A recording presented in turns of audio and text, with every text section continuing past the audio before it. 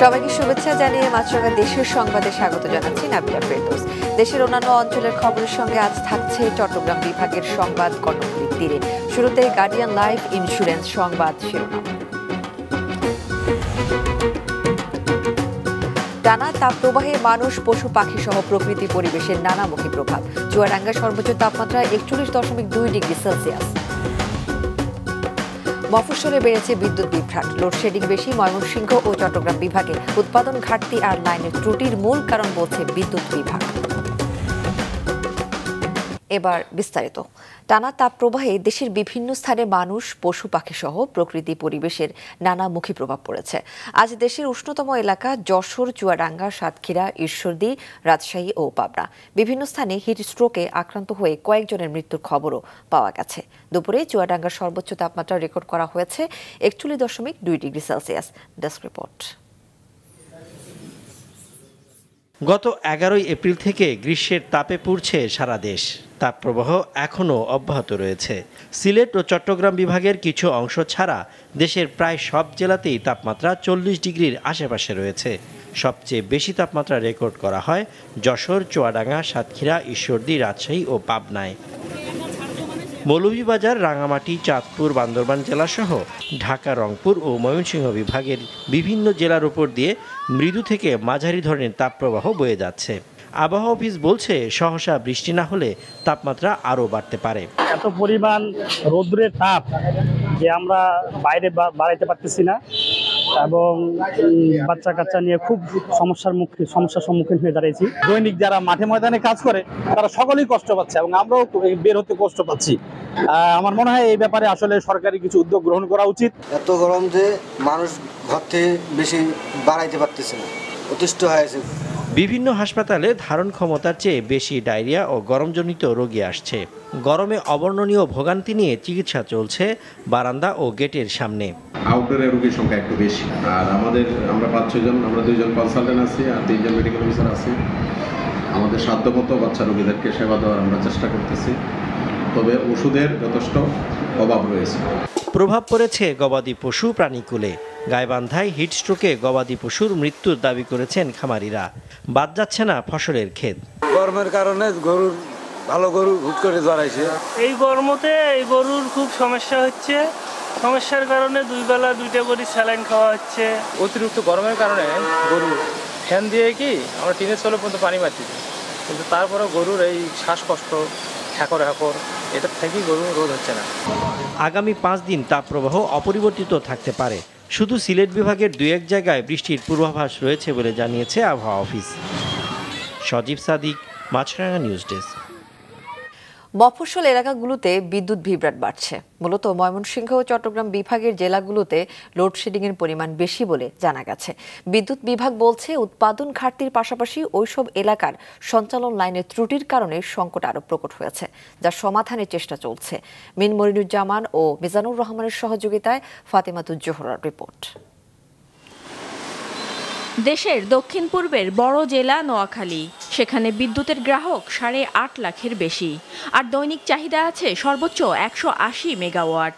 বিপরীতে সরবরাহ করা হচ্ছে 45 ভাগেরও কম বিদ্যুৎ। ফলে গরমের এই সময়ে দৈনিক 8 থেকে 10 ঘন্টা পর্যন্ত লোডশেডিংয়ে ভুগতে হচ্ছে নোয়াখালীবাসীর। কারেন্ট ওইভাবে আমরা পাইতেছি না। 1 ঘন্টা কারেন্ট থাকলে 2 ঘন্টা থাকে না, আবার 2 ঘন্টা থাকলে 1.5 ঘন্টা থাকে না, এরকম অবস্থায়। কারেন্ট দেখা গেছে 2-3 ঘন্টা পরে আসলে তাও ওইটাতে ভোল্টেজ নাই, পাখা ঘুরে একদম আস্তে আস্তে। নেত্রকোনার অবস্থা আরও খারাপ। সেখানে একবার বিদ্যুৎ সরবরাহ বন্ধ হলে ফিরতে 1 ঘন্টারও বেশি সময় লাগে। দিনে 6 থেকে 8 বার লোডশেডিং হয়। 56,337 গ্রাহকের এই জেলায় বিদ্যুতের চাহিদা 24 মেগাওয়াটের মতো। তার বিপরীতে সরবরাহ করা হচ্ছে 15 মেগাওয়াটের মতো বিদ্যুৎ। দিনের মধ্যে প্রায় 8 থেকে 9 বার লোডশেডিং দিচ্ছে। প্রতিবারে কিন্তু 1 ঘন্টার কম কোনো লোডশেডিং নাই। এই লোডশেডিংয়ের মধ্যে তো বিশেষ করে আমাদের মতো যারা ছাত্র, তাদের তো পড়াশোনার প্রচুর ব্যাঘাত ঘটতেছে। সরবরাহ যেদিন কম থাকে সেদিন তো একটু লোডশেডিং বেশি হয়। যেমন গতকালে আপনার 22 মেগাওয়াট ছিল, 16.5 মেগাওয়াট আমরা নিতে পারছি। 5 মেগাওয়াট 5.92 মেগাওয়াট আমরা লোডশেড করা লাগছে। পাওয়ার গ্রিড কোম্পানির হিসেবে দেশে সবচেয়ে বেশি লোডশেডিং করতে হচ্ছে ময়মনসিংহ বিভাগে, দৈনিক গড়ে 300 মেগাওয়াট। এরপরেই আছে চট্টগ্রাম বিভাগ, সেখানকার 11 জেলায় দৈনিক লোডশেডিং হচ্ছে গড়ে 128 মেগাওয়াট। তবে বুধবার সন্ধ্যার পরে অর্থাৎ পিক আওয়ারে চট্টগ্রামে লোডশেডিংয়ের পরিমাণ দেখানো হয়েছে 952 মেগাওয়াট, ঢাকায় সর্বোচ্চ 960 আর ময়মনসিংহে 730 মেগাওয়াট। ময়মনসিংহের বিষয়টা হলো একেবারে এক্সেপশনাল। এটার সাথে আমার জেনারেশন বা সাপ্লাই বা ফুয়েলের সম্পর্ক নেই। ময়মনসিংহ হলো সঞ্চালন ব্যবস্থা সীমাবদ্ধতা। ময়মনসিংহ অঞ্চলে আমি যত বেশি উৎপাদন করি না কেন আমার ওই বিদ্যুৎটা নেওয়ার মতো ওইরকম পর্যাপ্ত সঞ্চালন ব্যবস্থা নাই। এটা গত কয়েক বছর ধরে আমরা এই সমস্যাটা ফেস করছি। তবে এটা এখন শেষের পর্যায়ে, আমরা আশা করি আগামী বছর আর এই সমস্যা থাকবে না। বিদ্যুৎ বিভাগের হিসেবে বুধবার পিক আওয়ারে অর্থাৎ সন্ধ্যায় সম্ভাব্য সবচেয়ে বেশি লোডশেডিং দেখানো হয়েছে বরিশাল বিভাগে 1431 মেগাওয়াট। এরপরে আছে সিলেট বিভাগ 964 মেগাওয়াট। মঙ্গলবার দেশে 1500 মেগাওয়াট পর্যন্ত লোডশেডিং করা হয়েছে। ওই দিন বিদ্যুতের সর্বোচ্চ চাহিদা ছিল 16,625 মেগাওয়াট। ফাতিমাতুজ জোহরা, মাছরাঙা সংবাদ, ঢাকা। দেশের দক্ষিণ পূর্বের বড় জেলা নোয়াখালী, সেখানে বিদ্যুতের গ্রাহক 8.5 লাখের বেশি, আর দৈনিক চাহিদা আছে সর্বোচ্চ 180 মেগাওয়াট। বিপরীতে সরবরাহ করা হচ্ছে 45 ভাগেরও কম বিদ্যুৎ। ফলে গরমের এই সময়ে দৈনিক 8 থেকে 10 ঘন্টা পর্যন্ত লোডশেডিংয়ে ভুগতে হচ্ছে নোয়াখালীবাসীর। কারেন্ট ওইভাবে আমরা পাইতেছি না। 1 ঘন্টা কারেন্ট থাকলে 2 ঘন্টা থাকে না, আবার 2 ঘন্টা থাকলে 1.5 ঘন্টা থাকে না, এরকম অবস্থা। কারেন্ট দেখা গেছে 2-3 ঘন্টা পরে আসলে তাও ওইটাতে ভোল্টেজ নাই, পাখা ঘুরে একদম আস্তে আস্তে। নেত্রকোনার অবস্থা আরও খারাপ। সেখানে একবার বিদ্যুৎ সরবরাহ বন্ধ হলে ফিরতে 1 ঘন্টারও বেশি সময় লাগে। দিনে 6 থেকে 8 বার লোডশেডিং হয়। 56,337 গ্রাহকের এই জেলায় বিদ্যুতের চাহিদা 24 মেগাওয়াটের মতো। তার বিপরীতে সরবরাহ করা হচ্ছে 15 মেগাওয়াটের মতো বিদ্যুৎ। দিনের মধ্যে প্রায় 8 থেকে 9 বার লোডশেডিং দিচ্ছে। প্রতিবারে কিন্তু 1 ঘন্টার কম কোনো লোডশেডিং নাই। এই লোডশেডিংয়ের মধ্যে তো বিশেষ করে আমাদের মতো যারা ছাত্র, তাদের তো পড়াশোনার প্রচুর ব্যাঘাত ঘটতেছে। সরবরাহ যেদিন কম থাকে সেদিন তো একটু লোডশেডিং বেশি হয়। যেমন গতকালে আপনার 22 মেগাওয়াট ছিল, 16.5 মেগাওয়াট আমরা নিতে পারছি। 5 মেগাওয়াট 5.92 মেগাওয়াট আমরা লোডশেড করা লাগছে।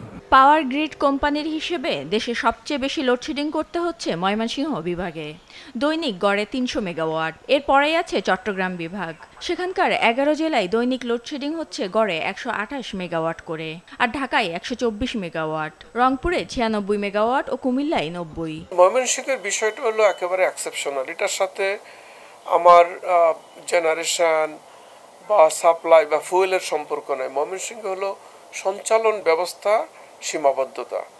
ময়মনসিংহ অঞ্চলে আমি যত বেশি উৎপাদন করি না কেন আমার ওই বিদ্যুৎটা নেওয়ার মতো ওইরকম পর্যাপ্ত সঞ্চালন ব্যবস্থা নাই। এটা গত কয়েক বছর ধরে আমরা এই সমস্যাটা ফেস করছি।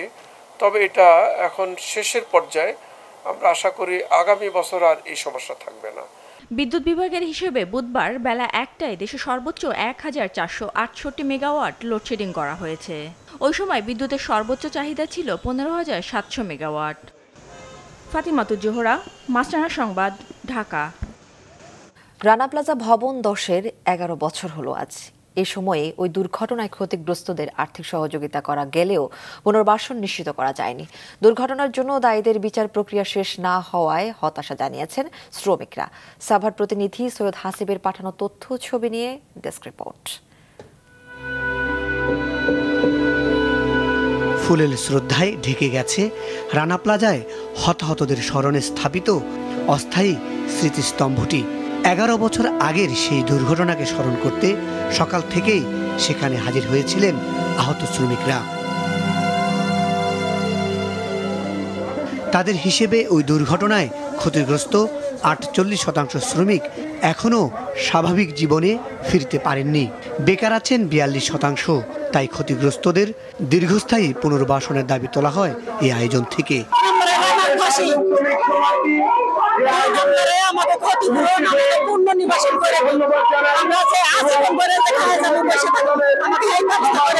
এই নির্মম হত্যাকাণ্ডের সাথে যারা জড়িত তাদের সর্বোচ্চ শাস্তি, রানা প্লাজার জায়গাটাকে বাজেয়াপ্ত করে যারা ক্ষতিগ্রস্ত তাদেরকে পুনর্বাসন ঘোষণার দাবি আমরা 11টি বছর যাবত করছি। রানা প্লাজার ওই স্থানটি এখনও অব্যবহৃত ও পরিত্যক্ত হিসেবে পড়ে আছে। ক্ষতিগ্রস্তরা তাদের পুনর্বাসনের জন্য ওই জমির ব্যবহারের দাবি জানিয়েছেন। একই সাথে ওই ভবন ধসকে অবহেলাজনিত হত্যাকাণ্ড উল্লেখ করে ওই ঘটনায় দায়ের করা মামলায় দ্রুত বিচারের দাবি জানিয়েছে শ্রমিক প্রতিনিধিরা। প্রয়োজন বলে বিশেষ ট্রাইব্যুনাল গঠন করেও বিচার কাজ শেষ করতেছে। এই তার কারণে বাংলাদেশের মানুষ বা বাংলাদেশের সরকার এই বিষয়টা ভুলে যাওয়ার চেষ্টা করতেছে, মালিকরা ভুলে যাওয়ার চেষ্টা করতেছে, কিন্তু বাংলাদেশের 40 লাখ গার্মেন্টস শ্রমিক কিন্তু এটাকে স্মরণে রাখছে, মনে রাখছে। রানা প্লাজার সেদিনের দুর্ঘটনায় প্রাণ গিয়েছিল 1135 শ্রমিকের। শরীরে জখম নিয়ে বেঁচে ফিরেছিলেন 2500 জন। মাছরাঙ্গা নিউজ ডেস্ক। এবার চট্টগ্রাম বিভাগের সংবাদ কর্ণফুলীর তীরে।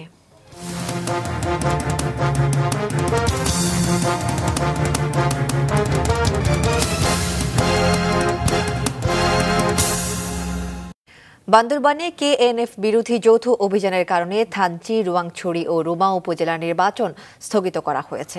নির্বাচন কমিশন জানিয়েছে, রোয়াংছড়ি, থানচি ও রুমা উপজেলা পরিষদের নির্বাচন পরবর্তী নির্দেশ না দেওয়া পর্যন্ত স্থগিত রাখা হবে। তবে জেলা সদর, লামা, নাইক্ষ্যংছড়ি ও আলীকদম উপজেলার নির্বাচন যথাসময়ে অনুষ্ঠিত হবে। ষষ্ঠ উপজেলা পরিষদের প্রথম ধাপে 8ই মে নির্বাচন অনুষ্ঠিত হওয়ার কথা ছিল রোয়াংছড়ি ও থানচিতে। এছাড়া দ্বিতীয় ধাপে 21 মে হওয়ার কথা ছিল রুমা উপজেলার পরিষদ নির্বাচন। উপজেলা নির্বাচন অবাধ, সুষ্ঠু ও গ্রহণযোগ্য করতে নির্বাচন কমিশন সবই করবে বলে জানিয়েছেন নির্বাচন কমিশনার আনিসুর রহমান। ষষ্ঠ উপজেলা পরিষদ নির্বাচন নিয়ে চট্টগ্রাম নগরীর পিটিআই মিলনায়তনে আইনশৃঙ্খলা বাহিনীর মাঠ প্রশাসনের কর্মকর্তাদের সাথে মতবিনিময় করেন তিনি। বলেন, নির্বাচন প্রতিদ্বন্দ্বিতাপূর্ণ হবে, তবে এতে সংসদ সদস্যরা যেন হস্তক্ষেপ না করেন সে ব্যাপারে প্রধানমন্ত্রীকে অবহিত করা হয়েছে বলেও জানান এ নির্বাচন কমিশনার। চট্টগ্রাম বিভাগীয় কমিশনার মোহাম্মদ তোফায়েল ইসলামের সভাপতিত্বে মতবিনিময় সভায় চট্টগ্রামের বিভাগের জেলা প্রশাসনগণ সহ বিভিন্ন বাহিনীর ঊর্ধ্বতন ও মাঠ কর্মকর্তারা উপস্থিত ছিলেন।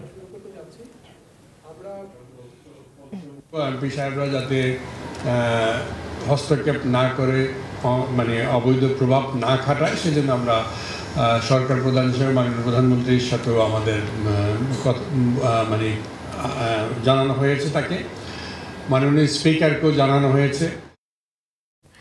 বাসের ধাক্কায় চট্টগ্রাম প্রকৌশল ও প্রযুক্তি বিশ্ববিদ্যালয় সুয়েটে 2 শিক্ষার্থীর মৃত্যুর ঘটনায় তৃতীয় দিনের মতো কাপ্তাই সড়ক অবরোধ করে আন্দোলনে নেমেছেন শিক্ষার্থীরা। সকাল 10টার দিকে রাস্তায় গাছ ফেলে, ব্যারিকেড দিয়ে ও টায়ারে আগুন ধরিয়ে বিশ্ববিদ্যালয়ের মূল ফটকের সামনে শিক্ষার্থীরা অবস্থান নেন। এ সময় আন্দোলনরত শিক্ষার্থীরা বিশ্ববিদ্যালয়ের প্রশাসনের কাছে 10 দফা দাবি তুলে ধরেন। এদিকে এই ঘটনায় জড়িত বাস চালককে তাজুল ইসলামকে গ্রেফতার করেছে পুলিশ। শত বছরের ঐতিহ্য জব্বারের বলি খেলাকে কেন্দ্র করে লালদিঘি ও আশপাশের এলাকায় চলছে বৈশাখী মেলা। 3 দিন ব্যাপী এই মেলার আজ প্রথম দিন। ক্রেতা বিক্রেতাদের জমজমাট বেচাকেনায় সরগরম হয়ে উঠেছে মেলা। রবিউল টিপুর ক্যামেরায় নাজমুল সাদিকের রিপোর্টে বিস্তারিত।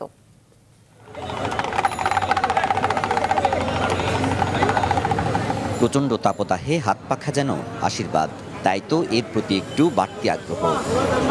এমন বাঁশ, বেত, তালপাতা সহ নানা ধরনের হাত পাখা থেকে ঘরে প্রয়োজনীয় যত পণ্য সবই পাওয়া যায় জব্বারের বলি খেলার বৈশাখী মেলায়।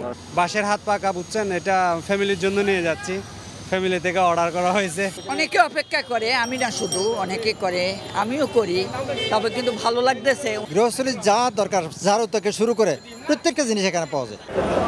দৃষ্টিনন্দন মৃৎশিল্প, কুটির শিল্প ও গ্রামীণ সব পণ্য সামগ্রী দেখেই ভিড় করছেন ক্রেতারাও। অনেক মাটির জিনিস দেখে মানে আকর্ষণীয়, সবকিছু আকর্ষণীয়, সবকিছু নিতে ইচ্ছা করতেছে। বিশেষ করে মাটির জিনিসগুলো খুব আনকমন হয় আর কি এখানে। মেলায় কাপড়, প্রসাধনী সামগ্রী, বাঁশ ও বেতের ঝুড়ি কিংবা ঝাড়ু সহ হরেক রকম লোকজ পণ্যের পসরা নিয়ে এসেছেন দেশের বিভিন্ন প্রান্তের ব্যবসায়ীরা। তাদের হাঁক ডাকে জমজমাট এই বৈশাখী মেলা, বিক্রিও ভালো। তো আমরা এখানে প্রতি বছরই আসি মেলা উপলক্ষে 3 দিনের জন্য।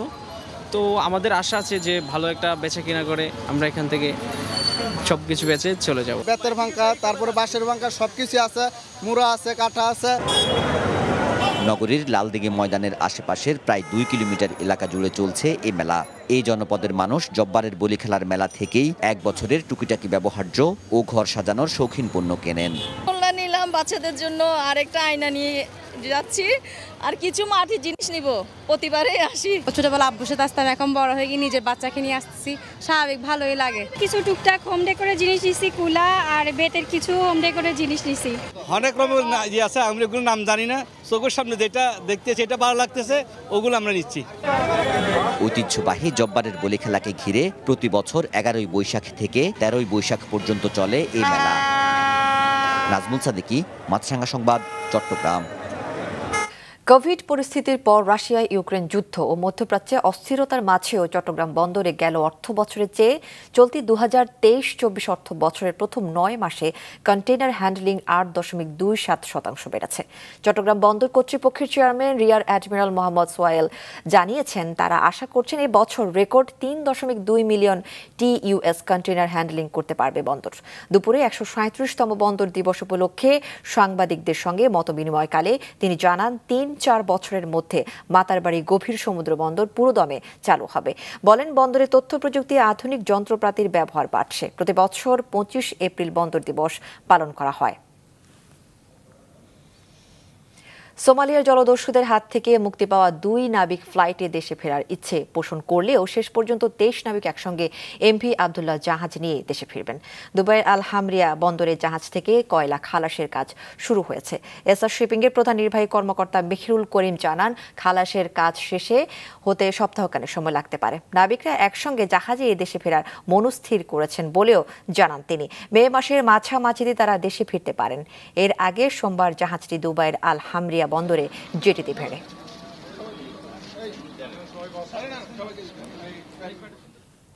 ভোলার ইলিশা ফেরি ঘাটের লঞ্চ ঘাট এলাকায় তীর সংরক্ষণ সিসি ব্লক বাঁধ ধসে গেছে। ভাঙন আতঙ্কে সেখানকার লোকজন তাদের ব্যবসা প্রতিষ্ঠান অন্যত্র সরিয়ে নিতে শুরু করেছেন। ভোলা প্রতিনিধি হামিদুর রহমান হাসিবের পাঠানো তথ্য ও ছবি নিয়ে ডেস্ক রিপোর্ট। উত্তাল মেঘনা আবারও ভয়ঙ্কর রূপ ধারণ করেছে।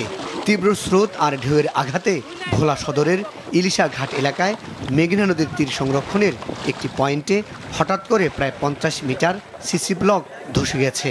তবে কর্তৃপক্ষ জানায়, শুধু স্রোত নয়, ঘাটে অতিরিক্ত লঞ্চ ভেড়ার কারণেও ব্লক ধসের ঘটনা ঘটেছে। ভাঙন পরিস্থিতি নিয়ন্ত্রণে আনতে সরকারের দ্রুত পদক্ষেপের দাবি জানান ক্ষতিগ্রস্তরা। এখানে 3-4টা দোকান ছিল, যেগুলো দোকানদার রক্ষা করতে পারে না। কোনো রকমে দোকান মালিক দোকান থেকে সরে গিয়েছিল, মাল সামানা নিতে পারে নাই। গতকাল থেকে শুরু হওয়া এই ভাঙন চলছেই। স্থানীয় জনপ্রতিনিধিরা ঘটনাস্থল পরিদর্শন করে দ্রুত মেরামতের আশ্বাস দিলেও এখনও কোনো পদক্ষেপ চোখে পড়েনি। আমরা ইতিমধ্যে যথাযথ কর্তৃপক্ষের সাথে কথা বলেছি, যাতে অতি সত্বর এখানে জিও ব্যাগ এবং ব্লক নির্মাণ করে আমাদের প্রেরণা ফলামত যেই বরাদ্দ এনেছেন সেই কাজ শুরু হবে এবং মাঝে যে চরটা রয়েছে এই চরটা অপসারণের মাধ্যমে এখানে স্থায়ীভাবে যাতে আর কোনো ধসের সৃষ্টি না হয় সে ব্যাপারে দ্রুত কাজ করার জন্য আমরা চেষ্টা করব ইনশাআল্লাহ। এদিকে ক্ষতিগ্রস্ত এলাকা প্রশাসন ও পানি উন্নয়ন বোর্ডের কর্মকর্তারা পরিদর্শন শেষে লঞ্চ ঘাটটি অন্য জায়গায় সরিয়ে নেওয়ার পরামর্শ দিয়েছেন। নদীর স্রোতের কারণে ব্লক নদীর ভিতরে লঞ্চ করতেছে, এটা একটা স্বাভাবিক প্রক্রিয়া। তো আমরা পুরো বিষয়টাকে অবজারভেশনে রেখেছি এবং নদীর মরফোলজি এবং ডেপথ সহ অন্যান্য বিষয়গুলো আমরা অবজারভেশনে রেখেছি এবং ঊর্ধ্বতন কর্তৃপক্ষের সাথে সার্বক্ষণিক যোগাযোগ রয়েছে। স্থায়ী ভাঙন রোধে 2021 সালে 335 কোটি টাকা খরচে ওই এলাকার 4 কিলোমিটার তীর সংরক্ষণ ব্লক বাঁধ ও 3.5 কিলোমিটার নদী সংরক্ষণ সিসি ব্লক বাঁধ নির্মাণ করা হয়।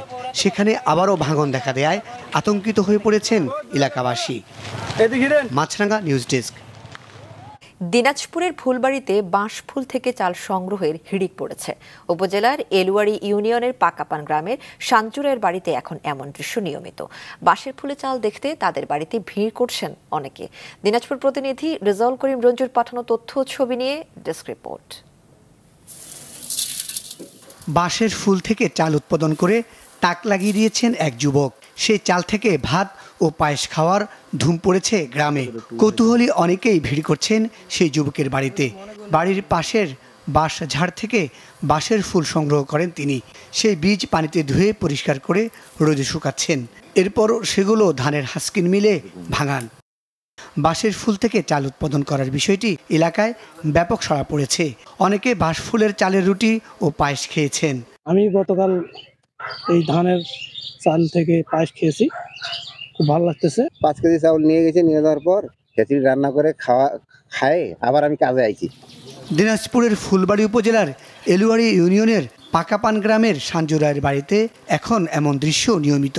সঞ্জু রায়ের মা জানান, বেড়িয়া জাতের কাটা বাঁশ থেকে ফুলের বীজ সংগ্রহ করে আনে। এই জিনিসটা আমরা কখনো দেখি নাই, এই জীবনে প্রথমবার দেখলাম।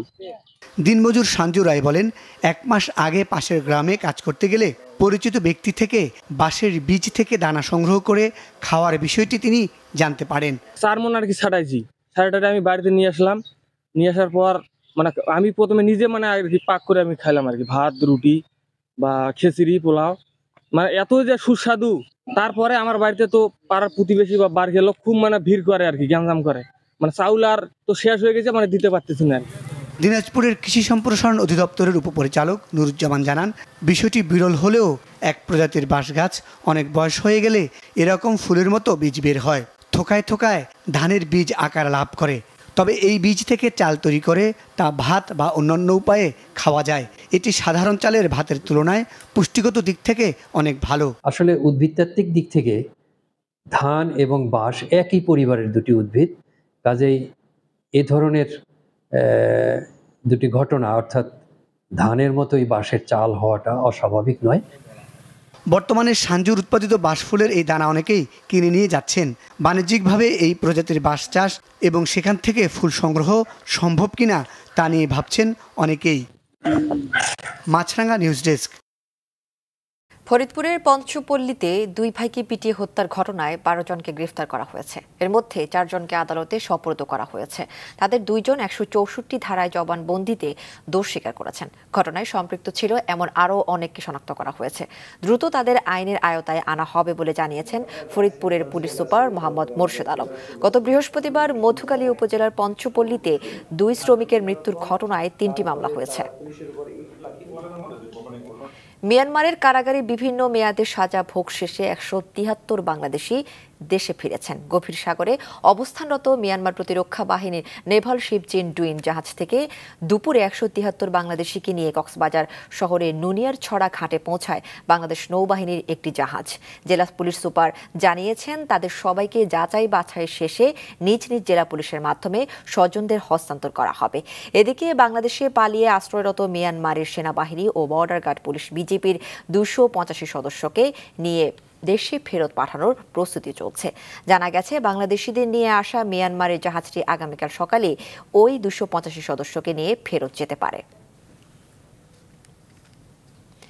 দেশের বিভিন্ন জেলায় নানা কর্মসূচির মধ্য দিয়ে পালিত হয়েছে আন্তর্জাতিক শব্দ সচেতনতা দিবস। দুপুরে কুড়িগ্রাম শহরে র্যালির শেষে অনুষ্ঠিত হয় আলোচনা সভা। নেত্রকোনায় আলোচনা সভায় শব্দ দূষণ এবং এর ক্ষতিকর দিক ও তা প্রতিরোধে করণীয় সম্পর্কে মানুষকে সচেতন হওয়ার আহ্বান জানান বক্তারা। কুমিল্লায় পরিবেশ অধিদপ্তর ও জেলা প্রশাসন আয়োজিত র্যালি ও আলোচনা সভায় বিভিন্ন সরকারি দপ্তরের কর্মকর্তার পাশাপাশি স্কুল শিক্ষক শিক্ষার্থীরা অংশ নেয়। স্বাস্থ্য ঝুঁকি কমাতে শব্দ সচেতনতা ও দূষণ রোধের আহ্বান জানানো হয় মুন্সিগঞ্জ ও জামালপুরে। দিনটি উপলক্ষে মানববন্ধন শেষে বর্ণাঢ্য র্যালি বের হয় বান্দরবানে। মাছরাঙা দেশের সংবাদ শেষ করার আগে গার্ডিয়ান লাইফ ইন্স্যুরেন্স সংবাদ শিরোনামগুলো আরও একবার। টানা তাপপ্রবাহে মানুষ পশু পাখি সহ প্রকৃতি পরিবেশের নানামুখী প্রভাব। চুয়াডাঙ্গার সর্বোচ্চ তাপমাত্রা 41.2 ডিগ্রি সেলসিয়াস। মফস্বলে বেড়েছে বিদ্যুৎ বিভ্রাট। লোডশেডিং বেশি ময়মনসিংহ চট্টগ্রাম বিভাগে। উৎপাদন ঘাটতি আর লাইনের ত্রুটির মূল কারণ বলছে বিদ্যুৎ বিভাগ। অভিযানের কারণে বান্দরবানের 3 উপজেলায় ভোট স্থগিত। অবাধ, সুষ্ঠু ও গ্রহণযোগ্য ভোট করতে চায় কমিশন, বললেন কমিশনার আনিসুর রহমান। এ ছিল এখনকার মতো। ফেসবুকে আপডেট পেতে ভিজিট করুন মাছরাঙা টেলিভিশনের পেজে। ইউটিউব চ্যানেলেও দেখতে পারেন আমাদের সংবাদ, প্রতিবেদন ও অনুষ্ঠান। আমাদের পরবর্তী সংবাদ সন্ধ্যা 7টায় দেখার আমন্ত্রণ রইল।